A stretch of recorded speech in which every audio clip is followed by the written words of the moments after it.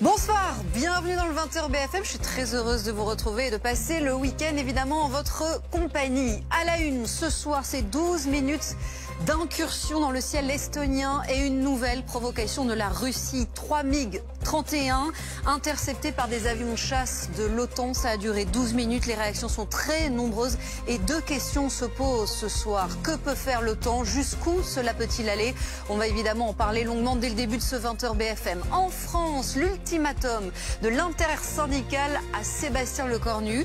Elle lui laisse 5 jours pour répondre à ses revendications et décider de la suite de la mobilisation. On va bien sûr entendre les dernières réactions ce soir. Et puis alors que s'ouvre ce lundi à Albi le procès de Cédric Jubilard, accusé du meurtre de sa femme Delphine, votre soirée ligne rouge à partir de 21h sera consacrée à cette affaire. Cédric Jubilard, et si il était acquitté, ce sera donc à 21h. Voilà pour le programme.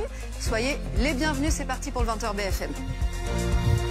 C'est l'actualité en France. La balle est désormais dans le camp du Premier ministre. C'est le message de la patronne de la CFDT après donc cet ultimatum qui a été lancé par les syndicats à Sébastien Lecornu après une journée de mobilisation hier qu'il considère comme réussie. Il lui laisse donc 5 jours pour répondre à leurs revendications. Que demande-t-il et qu'est-ce qui se dit ce soir du côté de l'exécutif? Le point avec Valentin Demey.